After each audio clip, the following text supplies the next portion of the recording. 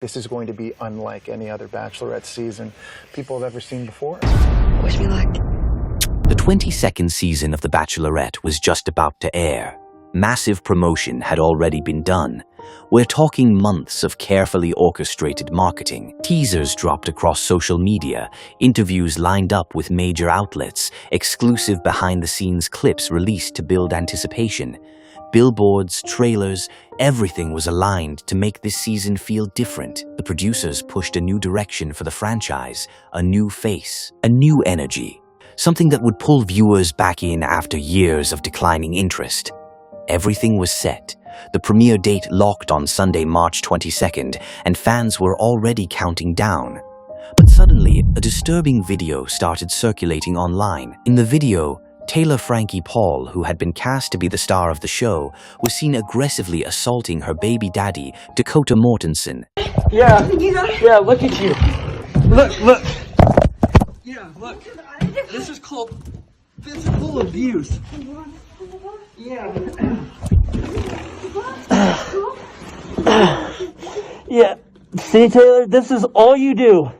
It's the only thing you know how to do. Holy shit. It's okay. I don't give a f. Let me go. Stop.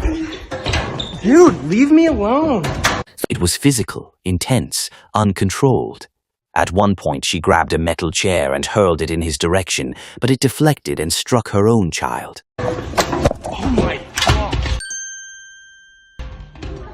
Your daughter is right here. Oh my gosh. Oh my.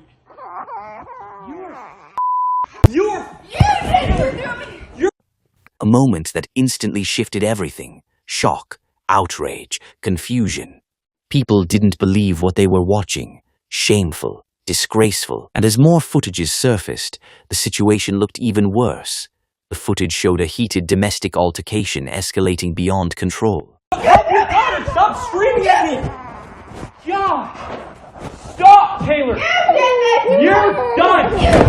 Taylor! That's it! That is it! No more! You're done! Pete, stop! No! I did nothing! This is your own doing this! Please stop! No! I'm done taking the blame for you. Yeah, I'm sorry, Indy. Taylor? Get the f out! I'm done with you. You do this. I'm done. Stop. Shut the f up! Yeah, that's Dakota! Taylor, your Your daughter just got hit in the head with a metal chair! Because of you. No! You! Go and help your daughter! Now! You did this. Help your daughter, Taylor! You did this, Dakota. Oh my gosh! If you throw another chair! Are you okay? Taylor! Get away from my daughter! Get away! Then help her! Get away! Stop doing this! You threw me. Get the f. Dude, think of your kids!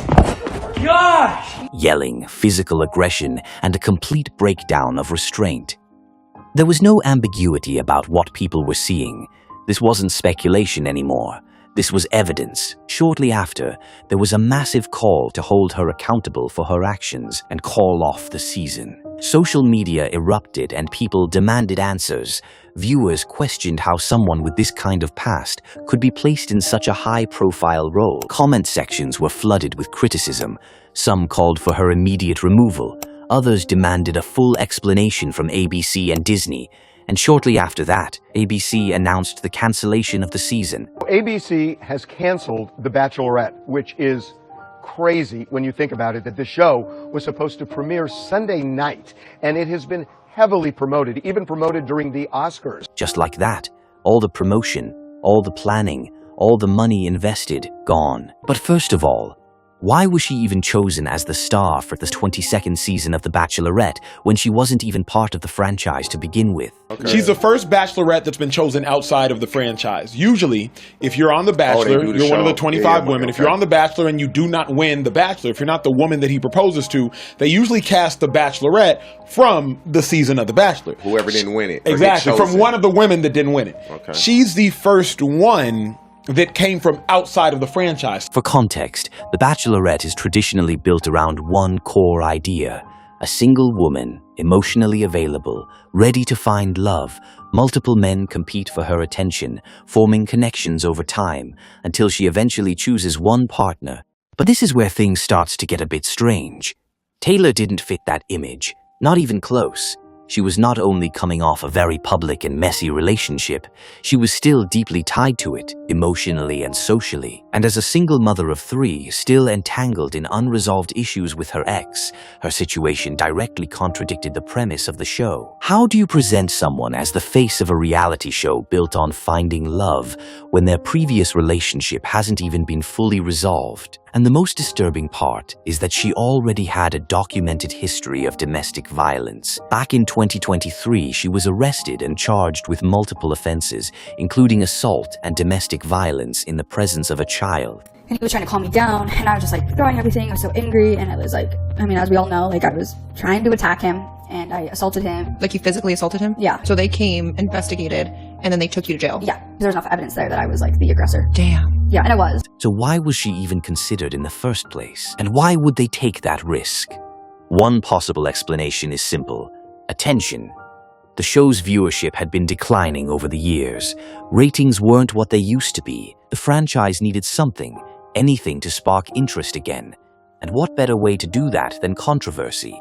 Taylor already had a strong public presence, and she had previously been part of a successful reality show, The Secret Lives of Mormon Wives. She wasn't just another unknown face. She was recognizable, talked about, polarizing, and in today's media landscape, controversy drives engagement. The more people talk, the more attention the show gets. It's possible the organizers believed they could overlook her past long enough to capitalize on her. They believed that her past wouldn't resurface until it did. And when that footage from 2023 hit the internet, everything collapsed. But I want you to imagine this. If the roles were reversed and a man was the one charged with domestic violence, would they have allowed him to be the star of the show? Would he have even made it past the initial vetting process? Let's be honest, the answer is obvious. This situation highlights something uncomfortable, a double standard in modern dating and in society as a whole. Because historically, when men are involved in cases of domestic violence, the consequences are immediate and severe. But when it's the other way around, the response often becomes more complicated, more divided, more forgiving. Some online communities have even come forward with a different perspective. They claim that her ex may have been trying to manipulate the situation, that the video doesn't show the full story, and she may have been reacting to prior abuse. So you're telling me Dakota just picked up his phone and started recording Taylor Frankie Paul, not provoked, nothing had gone on, she just started going crazy because that's what she does. No, what you see is reactive abuse. You are only seeing a young girl, I think she's 21 here, at a breaking point. You don't see what he did to provoke her in this video. You don't see the abuse, whether it been physical or emotional, on her. He picked up his phone and started recording after everything he did to provoke her, to get a reaction out of her. And I'm not saying that it's okay, but she's 21. Her darkest moment is being recorded with a toxic relationship, a toxic man. Him saying, yeah, Taylor, this is what you do, clearly is him just still egging her on when she is absolutely losing it. That is reactive abuse, and I do not think she should be canceled for that. If every woman at 21 that was in a toxic relationship with a manipulative man had their worst moments recorded and sold on the internet, everyone would be a lot less judgmental. To be honest, these claims could actually be true and valid. But again, if the roles were reversed, would people be just as quick to defend the man? This is a sad reality that many people, especially men, are starting to notice more clearly. That when it comes to domestic violence, accountability isn't always applied equally. That perception often depends on who is involved rather than what actually happened. Frankie Paul's baby daddy, Dakota Mortensen, has now officially filed for a restraining order. And not just that, he's also requested temporary sole custody of their son, which the court has already granted. But not everyone is convinced this move was genuine. Some online critics are calling it sketchy, with some even claiming it may have been premeditated from the start, accusing Dakota of trying sabotage her and capitalize on the situation. Meanwhile, Frankie Paul has finally broken her silence, releasing a statement through her representative amid the entire crisis, and the tone of the statement has sparked even more controversy. According to her representative, the video that surfaced online was part of what they described as a destructive campaign designed to harm her reputation, with no regard for the consequences it could have on their child. A strong claim, one that immediately shifts the narrative to victimhood. But it didn't stop there. The statement also emphasized that Taylor is grateful for ABC's support as she continues to prioritize her family's safety and security during this time, painting a picture of someone not just under scrutiny, but under threat. And then came the most emotionally charged part of the statement.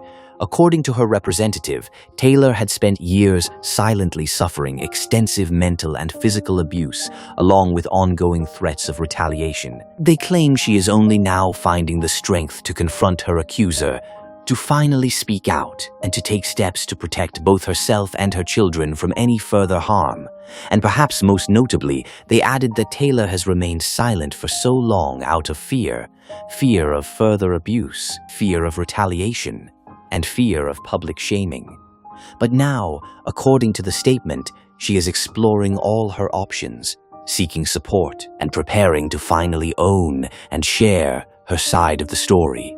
In the end, what was supposed to be a major television comeback turned into a complete collapse, a cancelled show, a damaged reputation, and a conversation that has sparked heated debate online. But what do you think about all of this?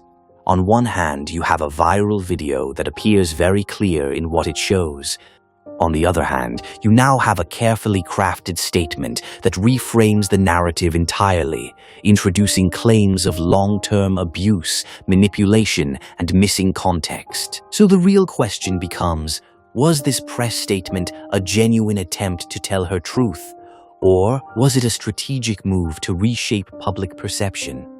Taking a situation that looks one way and attempting to completely flip how the public interprets it. And beyond that, will all of this ultimately make her a deeply unlikable figure in the eyes of the public? Because in today's world, perception is everything. And once people make up their minds, it's incredibly difficult to change it. Let us know your thoughts in the comments. Do you believe her side of the story? Or do you think the video speaks for itself? If you enjoyed this video, please like and subscribe for more in-depth celebrity breakdowns, controversies, and real conversations like this. And we'll see you in the next one.